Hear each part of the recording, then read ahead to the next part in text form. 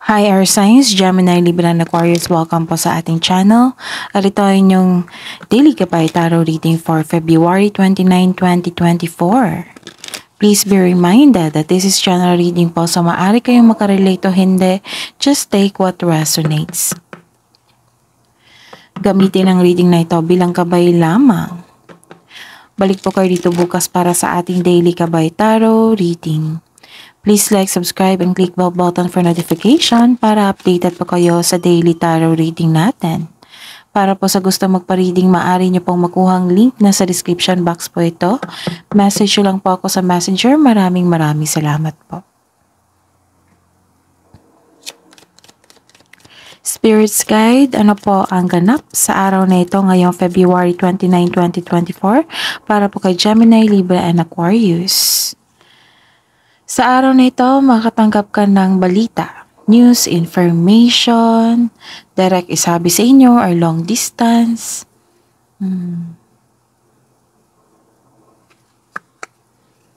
Ano pa po ang ganap sa araw na ito, February 29, para po kay Gemini, Libra, and Aquarius.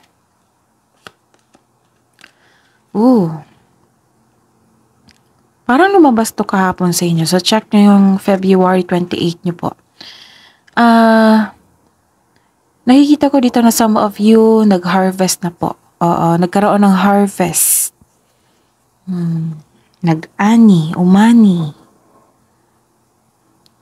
Tapos, ingat kayo sa isang matulis.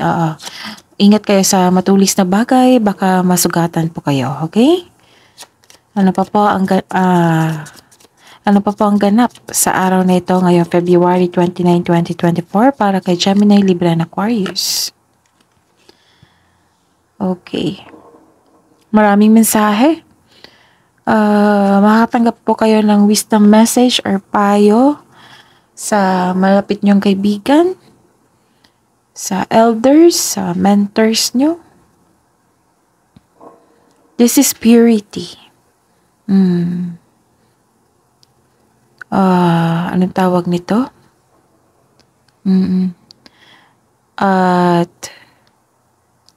Okay.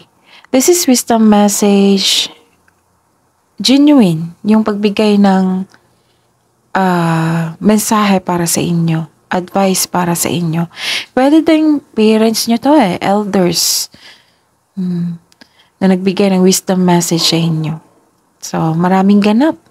Meron kayong matanggap na information, ideas, mensahe, direct isabi sa inyo, or via electronic device, long distance. Nag-harvest kayo ngayon. Tapos mag-ingat lang po kayo sa matutulis na bagay.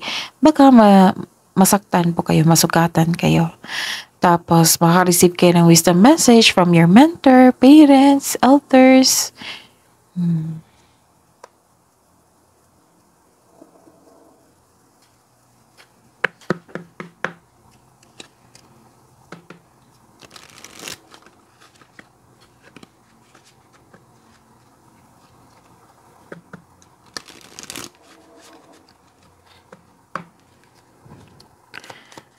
Mensahe nyo po, Spirits Guide, ngayong February 29, 2024 para po kay Gemini, Libra, and Aquarius. Mensahe.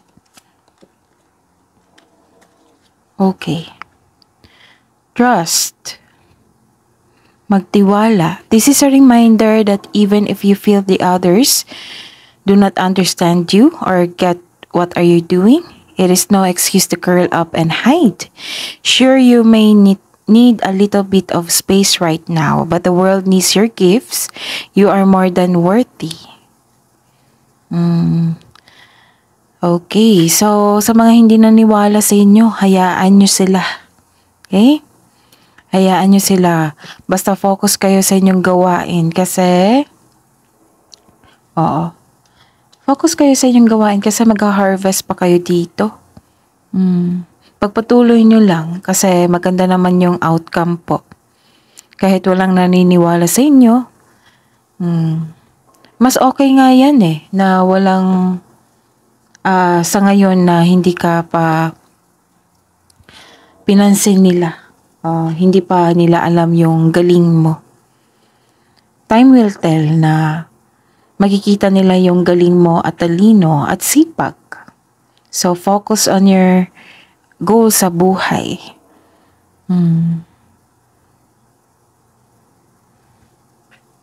Okay?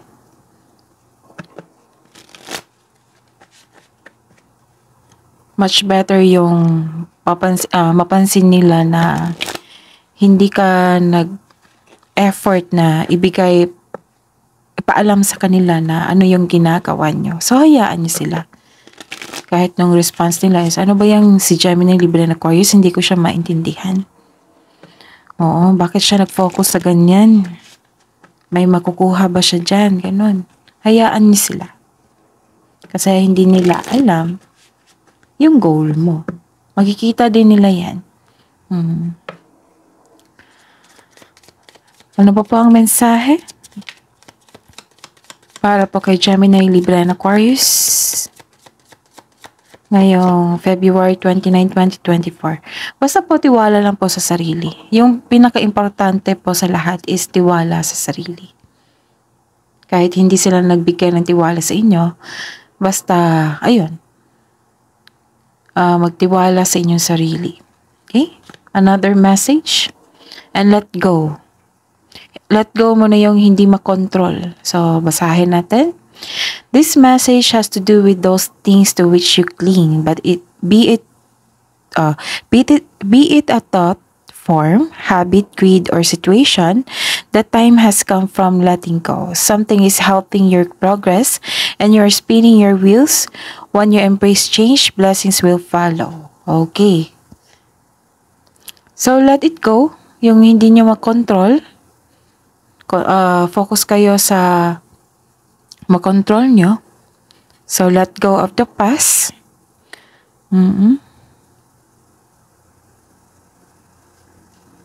Kasi nakikita ko naman yung progress dito, which is nag-harvest kayo. Humingi pa nga kayo ng advice sa mga well-experienced na mga tao na same kayo ng field of business industry.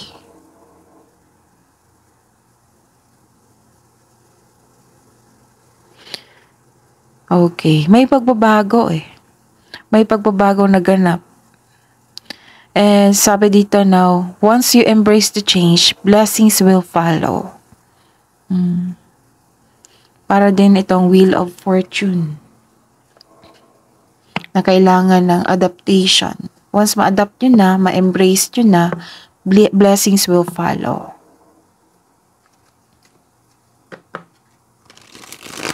Gemini, Libra, and Aquarius. Ngayong February 29, 2024. Ano po ang energy ni Gemini, Libra, and Aquarius ngayong February 29, 2024?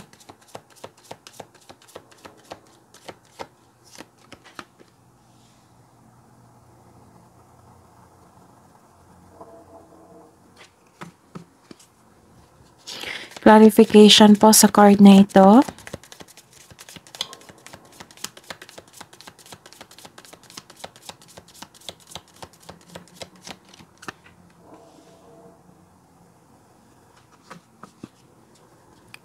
Career and money. Career and money po ni Gemini, Libra, and Aquarius ngayong February 29, 2024.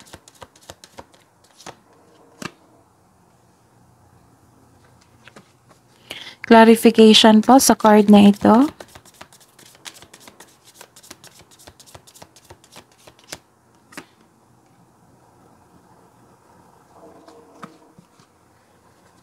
Love and romance, self-love, partnership and romance ni Gemini, Libra, and Aquarius ngayong February 29, 2024. Clarification po sa card na ito.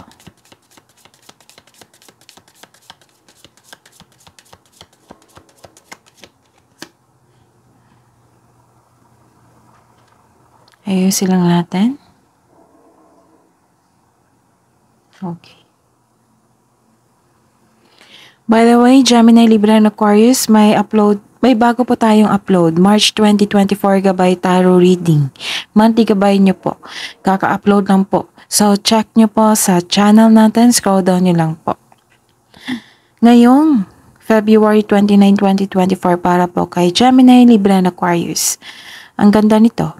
Kasi nakikita ko dito, you are overcoming obstacles. Nagkaroon ng self-assurance, confidence, passion, yes, resilience. Andito. Nakikita ko dito. Yung mga nagdaang or mga challenges na naranasan nyo ngayon, tinanggap nyo. Nagkaroon ng resilience. Tinake nyo as lesson journey sa inyong buhay. You have courage, inner power. Okay. Ang sabi po ng card dito na maging matatag kayo sa sandaling ito dahil ma-overcome mo na yung struggles or challenges mo ngayon. This card asks you na harapin mo yung fears, struggles, or challenges kaysa iwasan mo ito at mag-move forward ka with courage. This card tells you na you don't know your own strength until it is tested. So, this is connected to your 2 message here na trust yourself, be confident, have courage, and let go of the things na hindi nyo makontrol. Okay? You have a confidence and persistence in your career and money. You are eager to achieve a successful outcome sa work or business mo. The advice is don't give up or don't doubt your strength. Feel your fears and take action anyway. So trust yourself, and let go of this, na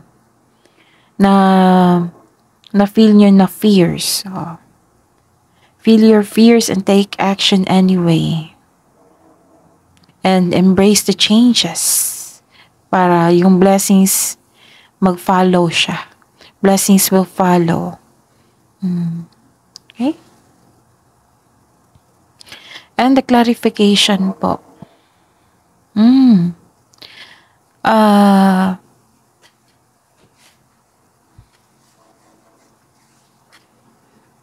Some of you hindi makatulog. Ito nga, the clarification, kung kayo po ay ngayon na hindi kayo makatulog, laging balisa, natatakot, nanghihinala, o dumadalas ang pagkaroon ng masamang panaginip. This card tells you na iyong pagkabalisa ay pumipigil sa iyo na makita ang katotohanan na nasa harap. Ang stress ay isang normal na bahagi ng buhay, ngunit kailangan mo itong labanan sa pamagitan ng pag-unawa, pagtanggap sa isang sitwasyon. Makatulong yung journal or diary. Isulat mo ang iyong mga nasa isip upang sa gayoy, maalis ang mga ito sa iyong isipan at mapunta sa isang pahina para basahin nyo to. For the next day, basahin nyo to kung ano yung punot dulo na nagkaroon kayo ng disharmony, nagkaroon kayo ng hindi kayo makatulog, nagkaroon kayo ng anxiety, ano yung gumugulo sa isipan nyo, para matrace nyo po. This card tells you to make change. Itong pangyayaring ito ay pansamantala at lipas din.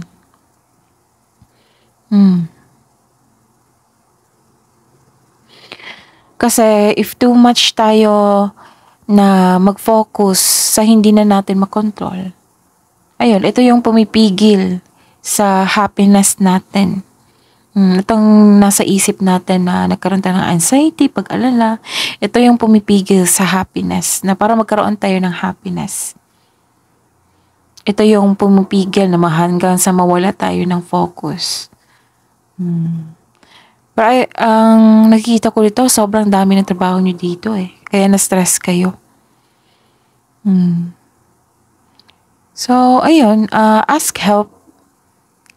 Hindi naman masama mag-ask ng tulong. Kung kayo lang po ang makagawa niyan, then ask your clients or customers na mag-set kayo ng another schedule kasi sa mga naranasan mo ngayon, mahirap na kasi nagbigay tayo ng service, diba? Mahirap na kasi kung ma-out of focus kayo. Tapos hindi maayos ang pagbigay nyo ng isang serbisyo sa kanila. Sayang din yung pera nila. So, kausapin nyo ng mabuti. magaling naman kayo sa communication po, Gemini, Libra, and Aquarius. So, kaya nyo yan. So, take this advice talaga na be confident, have courage. Dito pa lang sa unang card nyo. Have courage, maging matapang, and let go muna ang hindi mo makontrol. Focus kayo sa makontrol nyo. Embrace the changes. Blessings will follow. And trust yourself. Trust yourself para ang kasunod niyan is magkaroon kayo ng confidence and courage. Okay? Ano pa? Sa career and money.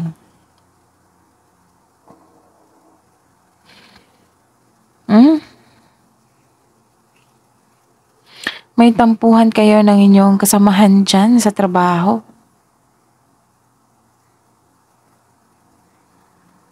May iniisip ka na na-waste ang time mo and effort. Pero, ayun. Ano to eh? Nagkaroon ng disharmony. Tampuhan, sa kasamahan nyo dyan. Actually, yung nakikita kong solusyon dito is communication.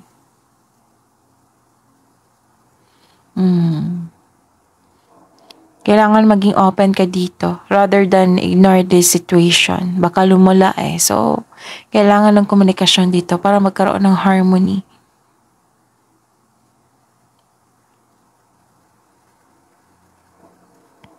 Okay. The clarification is, connect to your intuition also. Kaya tamang-tama tong message dito. Kasi nawalan ka ng pag-asa dito eh.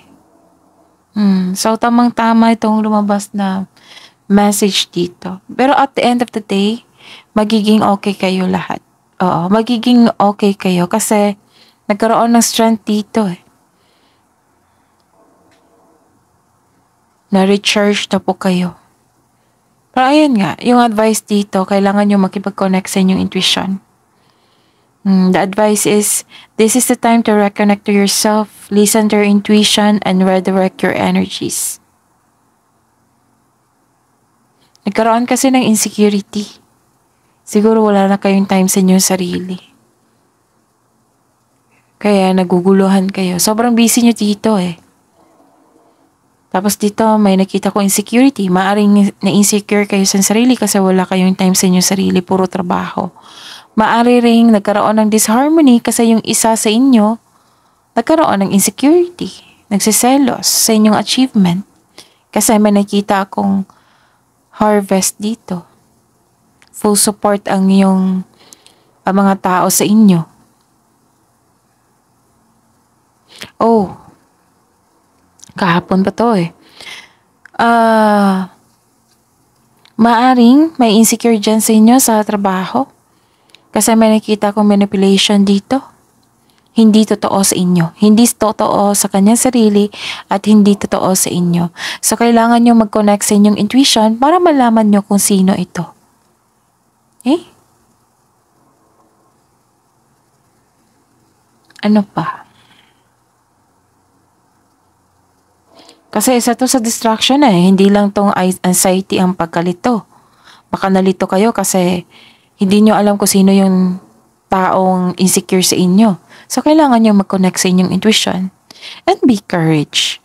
Kung wala naman kayo masamang ginawa sa kapwa nyo, bakit kayo mabother, di ba?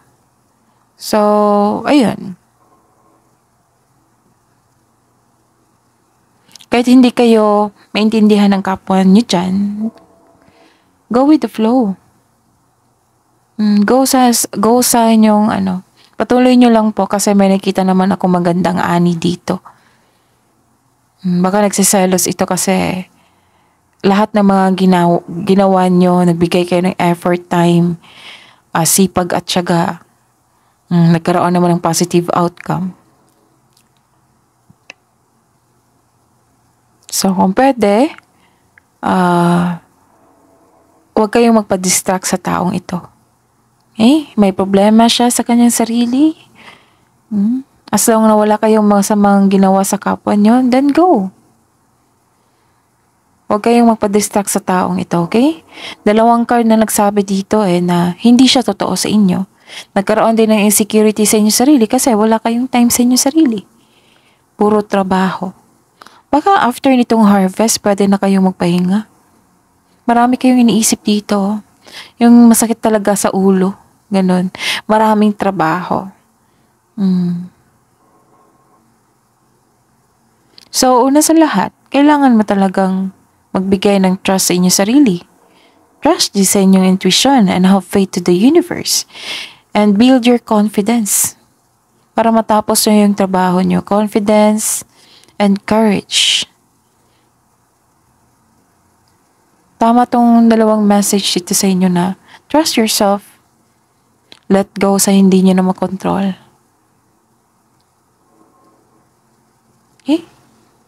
Ano pa? Sa love life, self-love, partnership, and romance. Hanggang dito. Nagkaroon kayo ng lack of self-confidence. Yun nga. Dito pa lang.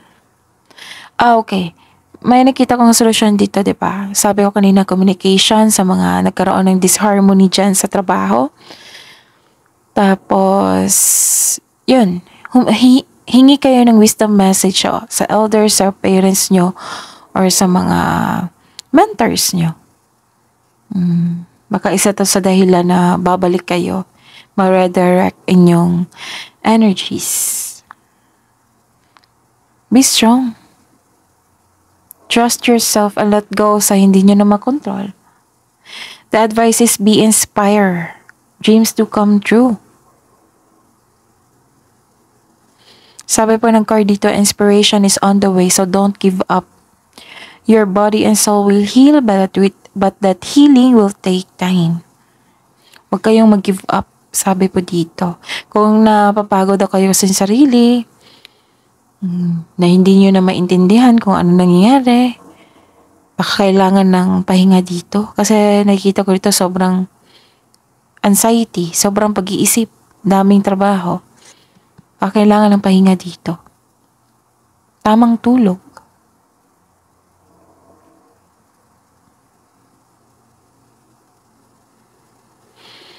Disappointed kayo dito Disappointed kayo, nawalan kayo ng pag-asa, lalo na sa mga buhay pag-ibig dyan sa mga, tawag nito? Sa mga may relasyon sa buhay mag-asawa, yon. Disappointed kayo sa inyong sarili, sa inyong relasyon, sa inyong partner. Nagkaroon na kayo ng doubt. Pero sabi po ng card dito na huwag kayong susuko. Huwag kayong mag-give up. Parating na po yung healing. Okay?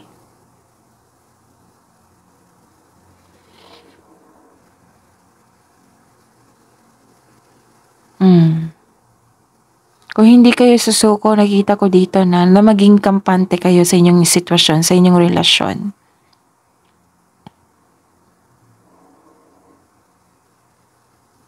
Magiging inspired po kayo ulit. Actually, makokontrol nyo na ito. Lalo na yung emotion. Makontrol nyo na. Okay? Baka na sa mga buhay mag-asawa dyan, sa mga may relasyon. Baka nakaramdam kayo ng pagod dahil sa trabaho nyo, dala-dala nyo sa bahay. So, control nyo. Kung ano nangyari sa trabaho nyo, huwag nyong idamay ang money, karelasyon nyo, sa family nyo. Ito lang, focus kayo sa solusyon dito.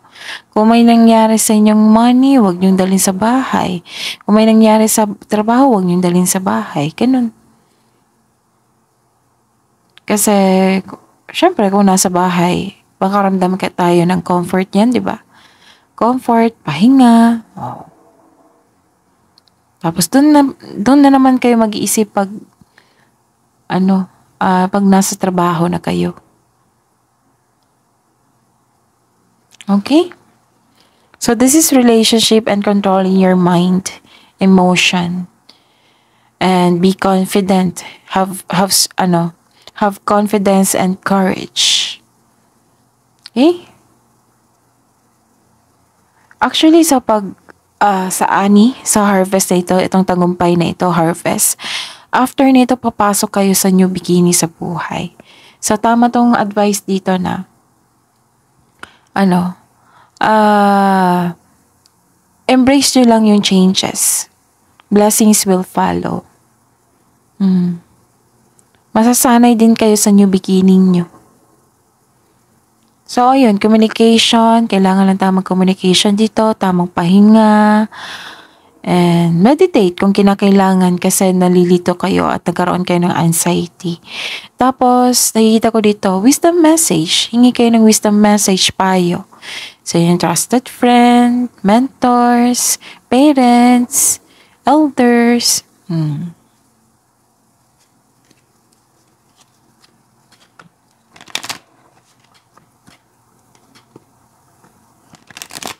Actually, parang kahapon pa to eh. Yung reading ko sa inyo, February 28, nalilito.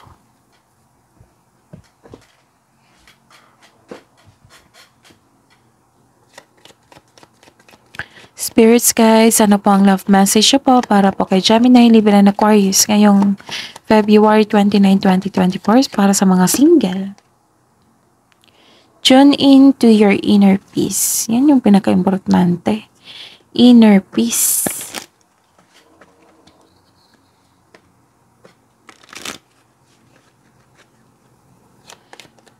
Mensahe pa po para sa mga single.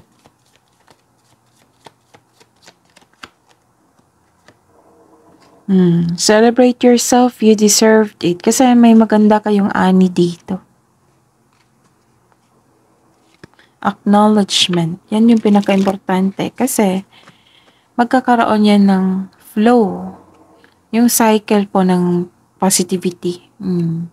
Mas lalong mag-a-attract yan ng blessings po.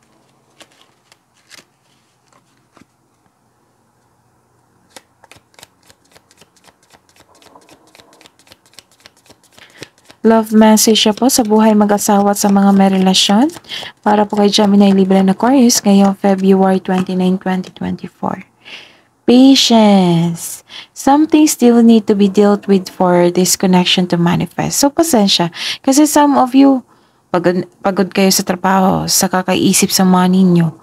Tapos dito, nagkaroon kayo ng doubt and disappointments. Pwede sa sarili nyo or sa partner nyo. Kailangan ng mahabang pasensya dito. Something still need to be dealt with for this connection to manifest.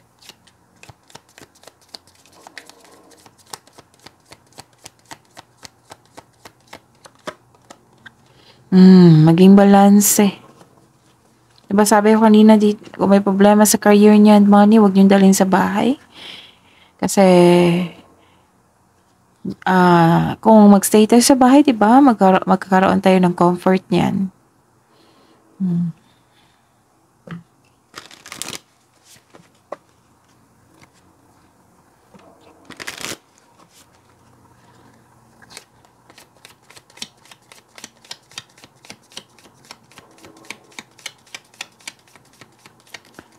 Love message siya po para po kay, kabuang message po para po kay Gemini, Libra, and Aquarius. Romance. Lavish the one you love with personal attention and affection.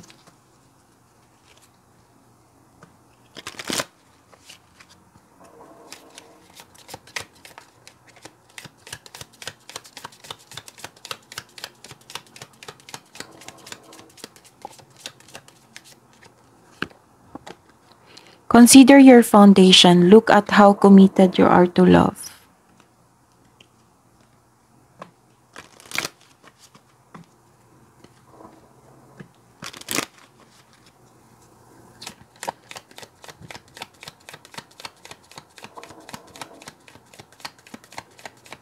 Wisdom message siya pa para kay Gemini, Libra, and Aquarius ngayong February 29, 2024. Enlightenment. Pursue spiritual growth and seek knowledge, clarity.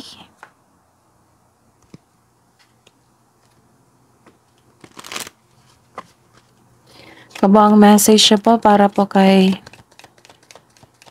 Gemini, Libra, and Aquarius ngayong February 29, 2024.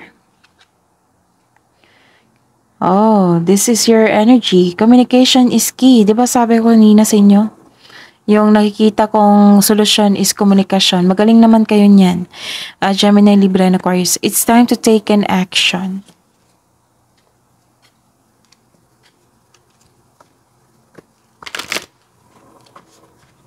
Spirits, guys, angels, archangels, guardian angels, mensahe niyo po para po kay Gemini, Libra, and Aquarius ngayong February 29, 2024. Wow! Sabi pa ni Seraphil dito, tune into the divine will, open to higher illumination. And sabi pa ni Archangel or Uriel dito, come into harmony, balance. O, puro balance dito. Balance and harmony. Okay. Use your power for peace. So seek, inner peace. Yan yung pinaka-importante sa lahat. That is your reading, Gemini, Libra, and Aquarius for today, February 29, 2024. Please like, subscribe, and click bell button for notification para updated po kayo sa daily tarot reading natin. Maraming salamat po.